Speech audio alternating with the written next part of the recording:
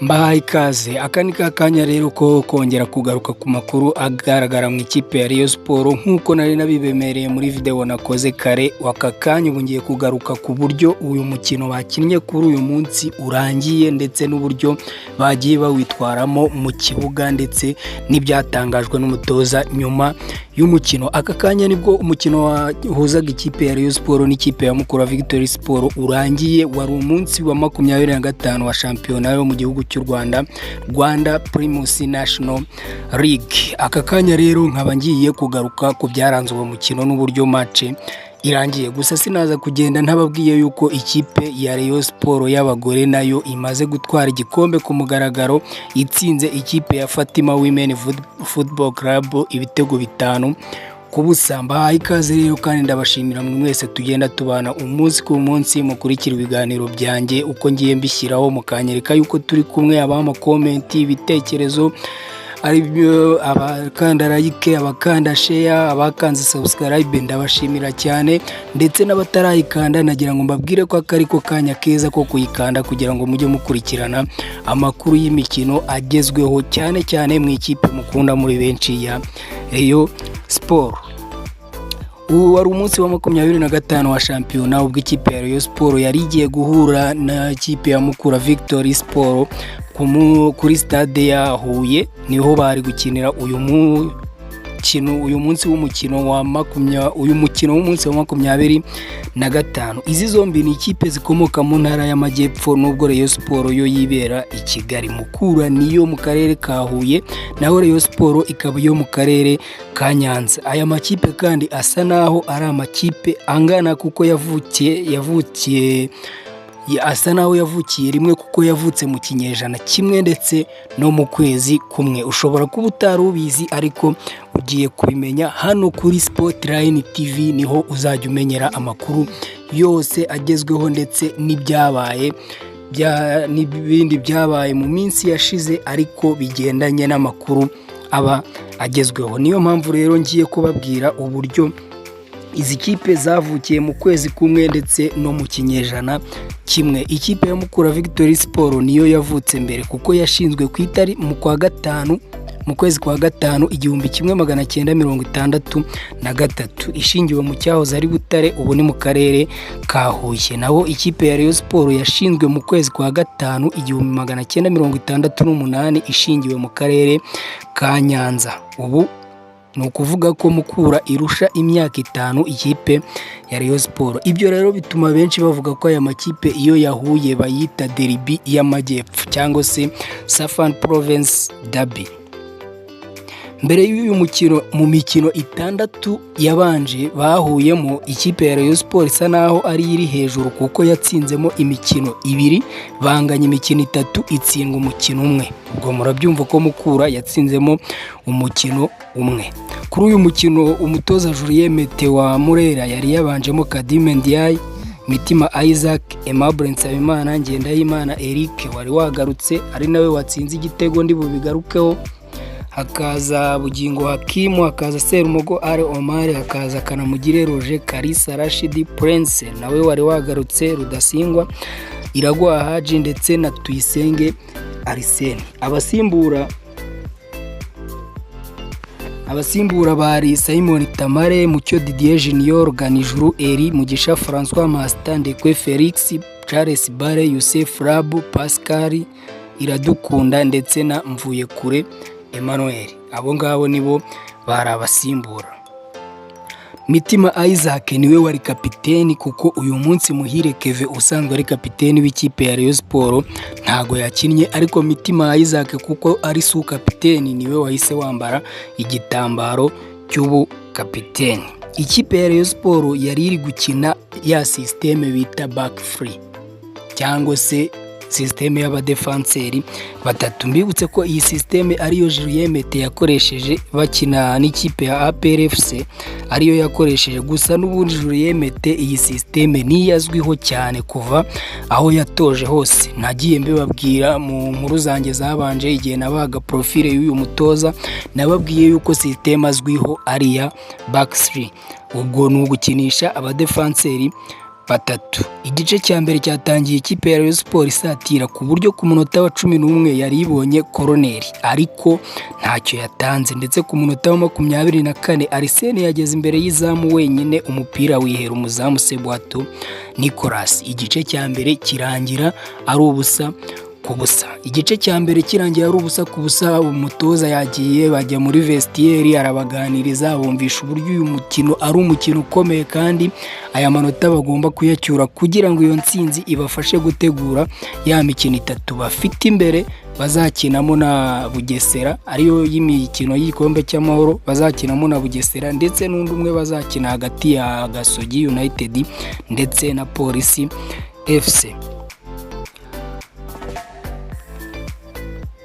Igice cya kabiri nacyo cyatangiye Rayon Sports isatira cyane. Ku munota wa 5 w'igice cya kabiri, ubwo ni umunota wa 50, babona koroneri nayo ntiyagira ikitanga. Muri ako kanya Mukura nayo yazamutse batera ishoti rikomeye, ariko Kadimu Ndiaye ahita ufata neza cyane, nk'uko musanzwe mubizi yuko Kadimu Ndiaye ari umuzamu mwiza na usanzwe akora amasave.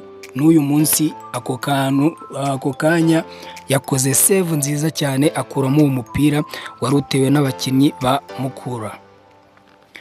Bakomeje guhatana, bamwe bakagera ku izamu, Rayon Sports ikagera ku izamu igashota bikanga, Mukura ikagera ku izamu igashota bikanga, bakomeza guhangana gutyo kugeza ubwo ku munota wa 66 ikipe ya Rayon Sports yabonye koroneri. Mu kubona iyo koroneri bayiha Bugingo Hakimu wari wagerageje indi mipira y'imiterekano cyane ikamwangira. Iyo koroneri yagiye ayitera neza igera mu izamu, isanga Eric Ngendahimana umenyerewe mu gutsinda ibitego by'umutwe, isanga yihagarariye neza, ahita depozamo n'umutwe, igitego kiba kiranyoye. Ubwo kiba igitego kimwe cya Rayon Sports ku busa bwa Mukura Victory Sport. Muri ako kanya Prince Rudasingwa yahise avamo, binjizamo Charles Bare, ariko nta kintu byatanze. Charles Bare nawe yakomeje gukina kwa kundi kwe, akajya usha imipira, Arsene nawe akagera imbere y'izamu nawe bikanga, bikomeza gutyo.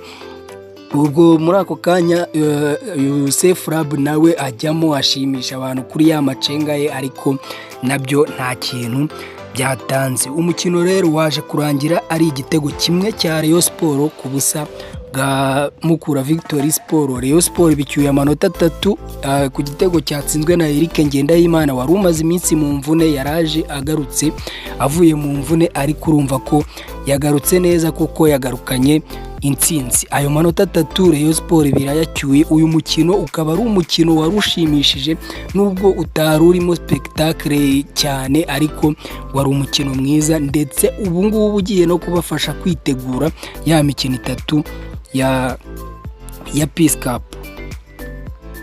Ibi bibaye ariko Mukura kare yari yanyujije ubutumwa ku mbuga nkoranyambaga zabwo ngo barashaka gucisha akanyafu Rayon Sports, none ahubwo Rayon Sports ndabona ariyo yicishijeho ako kanyafu. Yeretse yuko nubwo yayitanze kuvuka, ariko itayitanze ibikombe ndetse itayirusha na competition, ihita yereka yuko ahubwo ako kanyafu ari igomba kuyikanyuzaho, iba igarikiye kuri stade yayo ya Huye. Nyuma y'umukino umutoza Julien Mete yaganiriye n'itangazamakuru, avuga ko ati ndashimira abakinnyi banjye kuko ibyo nababwiye nibyo bakoze kandi batangiye kumva systeme yanjye. Ibi ngibi nibyo bizamfasha kujya nkina systeme yanjye ntuje, kuko abakinnyi bamaze kuyiyumvamo. Ndashimira kandi abafana bakomeje kutuba hafi, batwereka ko turi kumwe, kandi iyi ntsinzi tubonye nyituye abafana, ndetse iradufasha kwitegura imikino 3 y'igikombe cy'amahoro dufite imbere,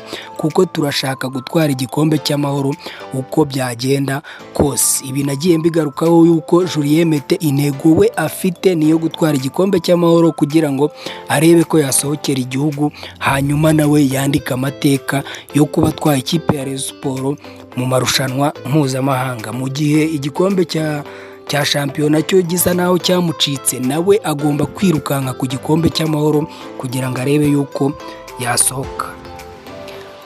ntabwo nagenda rero n'ubundi kuko hano tuba tuvuga ikipe ya Rayon Sport, kandi ikipe ya Rayon Sport bifite amakuru menshi, ndetse n'ikipe y'abari n'abategarugori ya Rayon Sport nayo mu kanya gashize nibwo imaze gutsinda Fatima Women Football Club.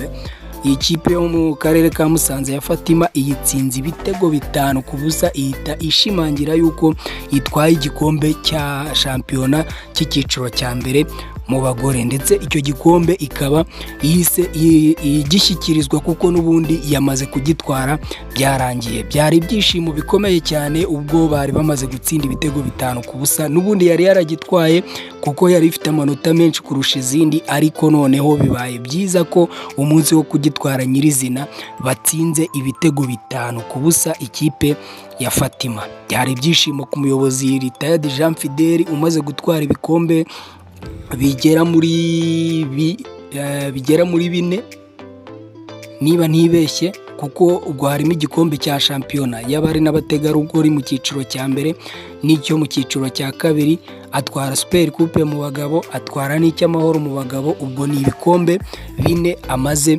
gutwara. Icyamunaniye ni shampiyona yo mu cyiciro cya mbere cy'abagabo, ariko nacyo buriya umwaka utaha niyo wamugirira icyizere ashobora kuzagitwara. Gusa mbibutse yuko n'ubundi amakipe ye aracyari mu gikombe cy'amahoro, yaba ikipe y'abagore yaba ikipe y'abagabo, zose ziracyari mu gikombe cy'amahoro.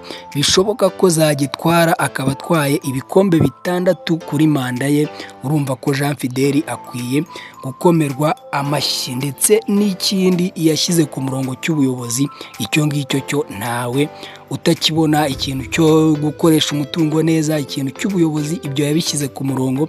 Igisigaye ni ugushyira ku murongo ibyo mu kibuga, kandi nawe nibyo bimuraje ishinga, bakubaka ikipe ya Rayon Sport y'abagabo ikomeye. Ni ibyo ngibyo byari biri kuvugwa mu ikipe ya Rayon Sport, yaba mu ikipe y'abagabo ndetse n'iy'abagore.